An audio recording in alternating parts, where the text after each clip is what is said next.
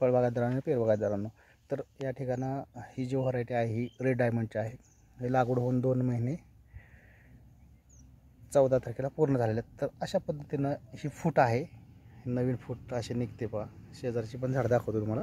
आणि आंतरपीक म्हणून पेरूबागेमध्ये आपण कांदा पीक घेतलेलं आहे पहा. अशा पद्धतीनं आता त्याचं स्टेज आहे.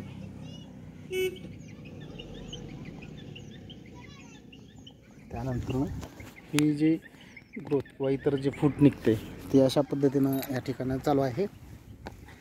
आणि हा प्लॉट जो आहे हा इंदापूर तालुक्यातील आहे सगळ्यात महत्त्वाचं. आणि ही जी फूट आता नवीन झालेली आहे 2 महिन्याच्या आज पूर्ण होऊन गेलेले त्या प्लॉटला. आता नवीन सेटिंग म्हणजे थोडक्यात ती फुटीची अशा पद्धतीने सेटिंग व्हायला लागलेली आहे. झाडाच्या ज्या ब्रँचेस पाहिजे आपल्याला त्या वाढ अशा पद्धतीनं होत आहे. सगळ्यात महत्त्वाचं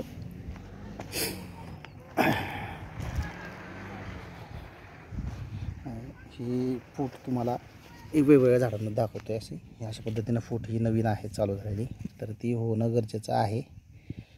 आता 2 महिने झालेले आहेत. आणि सगळ्यात महत्त्वाचं रोपांचं सिलेक्शन करताना नर्सऱ्या चांगल्या निवडाव्यात, कारण ह्या प्लॉटमध्ये झाडं जी गेली ती किंवा जाण्याचं प्रमाण हे थोडंसं होतं.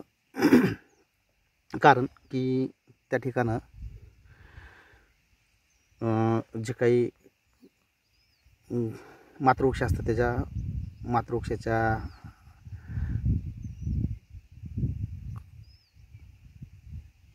जे काही मातृवृक्ष आहे त्याच्यामध्ये जी माती होती खालची, तर ती माती थोडीशी अशी चिकन किंवा पोयटायुक्त होती. त्याच्यामुळे ते प्रॉब्लेम झाले. त्यामुळे वाढीला थोडासा साईड इफेक्ट हा जाणवतो. म्हणून जी मातृवृक्ष असतात त्यांची माती बुंद्यातली ती योग्य असावी. अशा पद्धतीनं आता ही नवीन चेंजेस ही नवीन फूट अशा पद्धतीने होत आहे.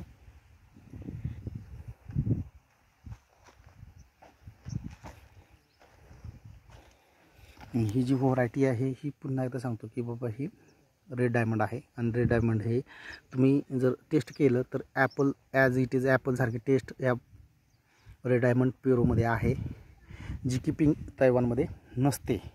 हा डिफरन्स कशासाठी सांगतो की रेट मार्केटमध्ये जे डाऊन असतात किंवा रेट मिळत नाहीत मालांना, क्वालिटी असेल तर त्या ठिकाणी ती मिळू शकतात. यासाठीचा हा व्हिडिओ आहे. हा एकदा समजून घ्या. सगळ्यात महत्त्वाचं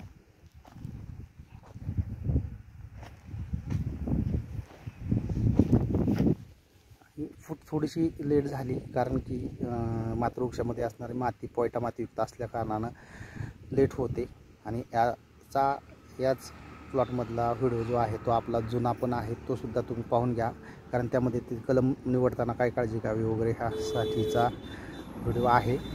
आणि त्याच्यामुळे आपल्या कलमांची मर होते लागवडीनंतरनं, ते होऊ नये या संदर्भातला हा व्हिडिओ.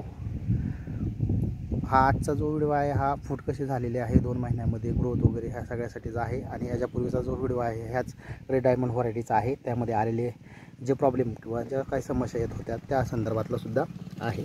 याचे फूट होणं हे अपेक्षित आहे, कारण ही सुरुवातीलाच होणं गरजेचं होतं मागच्या 10-12 दिवसापूर्वीच, परंतु 10-15 दिवस लेट झालेला आहे.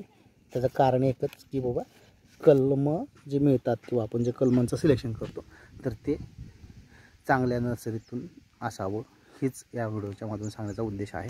धन्यवाद शेतकरी मित्रांनो. आणि आंतरपीक जे म्हणतात तर ते एक कांदा पीक आहे या ठिकाणी घेतलेला. आता त्याचं जर्मिनेशन झालेलं आहे. अशा पद्धतीनं ही चेंजेस या प्लॉटमध्ये येतील, ते तुम्हाला स्टेप बाय स्टेप दाखवले येतील. धन्यवाद.